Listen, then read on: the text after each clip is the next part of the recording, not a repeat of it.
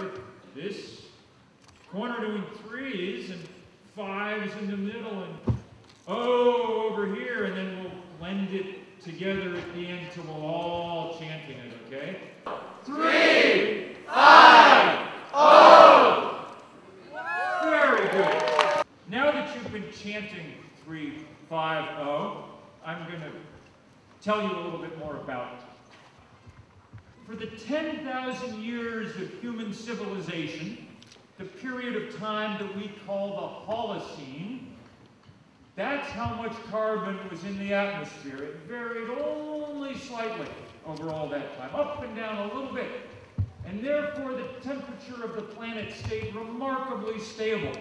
And it was on the back of that stability that we built human civilization.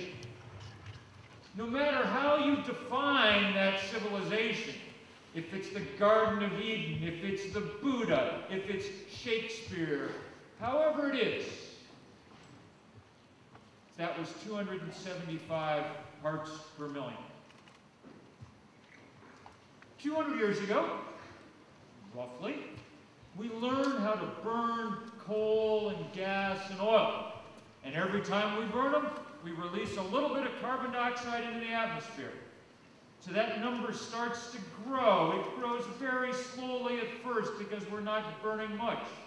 But then, especially in Europe and the United States, we start burning more and more and more, and that number begins steadily to rise. At some point, we begin to worry about it because our science is getting good enough to realize that this could potentially be a problem. The molecular structure of carbon dioxide traps heat near the planet that would otherwise radiate back out to space. We start measuring carbon dioxide in the 1950s, the late 1950s. The first measurements get taken at Mauna Loa in Hawaii. In the late 1950s, there's about 315 parts per million CO2 in the atmosphere. We don't know yet whether to worry. In the 1980s, our computers finally become powerful enough to effectively model and simulate the climate, to start plugging in the amount of carbon that we're putting in the atmosphere and seeing what it means. And by the late 1980s, scientists are becoming very, very worried. James Hansen, the great American scientist who I'll return to in a minute, testifies before the United States Congress that the Earth is warming and we better do something about it. That was 20 years ago. 20 years ago this fall, I wrote the first book for a general audience about global warming. We pretty much knew everything there was to know about global warming then, except exactly when it would really kick in. We didn't know where the danger line lay. We didn't know how much was too much.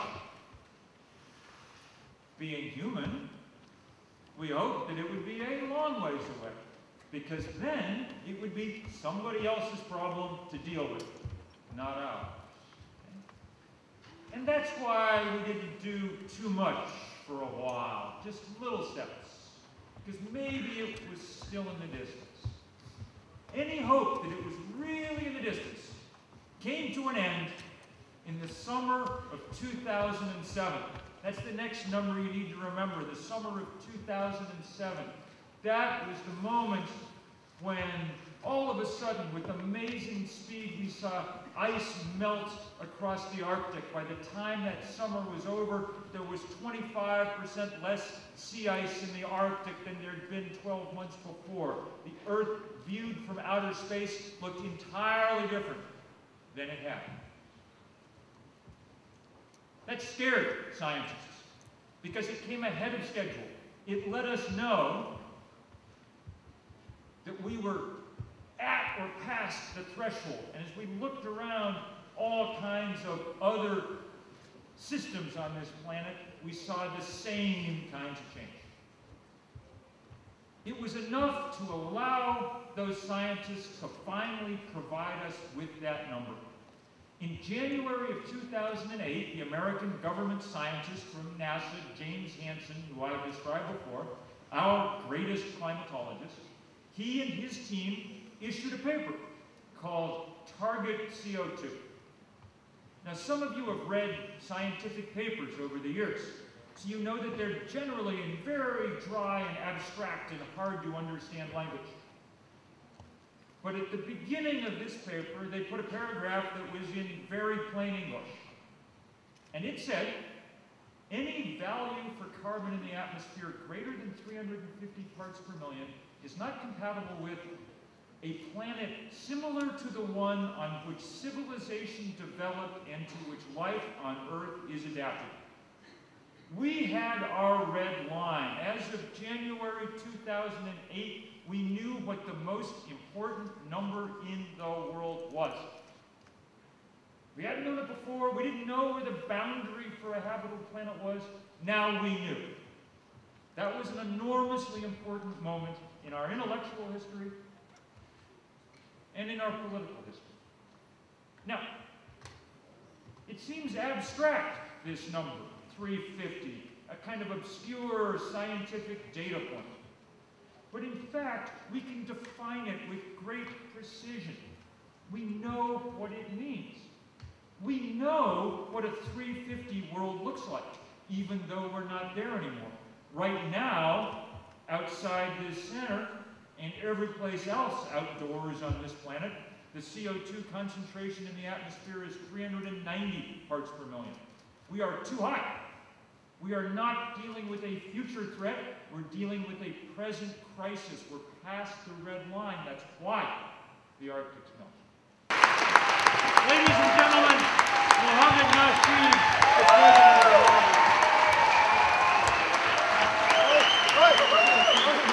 350 saves the coral reefs. 350 keeps the Arctic frozen. 350 ensures that our country survives. 350 makes a better world possible. In the Maldives, we have relinquished our claim to high carbon growth. After all, it is not carbon that we want, but development. It is not coal we want, but electricity. It is not oil we want, but transport. Low carbon technologies now exist to deliver all the goods and services we need. Let us make the goal of using them. Let us make the goal of reaching that all-important number 350. You come to Australia and convince the Australian coal miners to wake up, you convince the textile workers. All leaders should lead, not just simply follow the plan.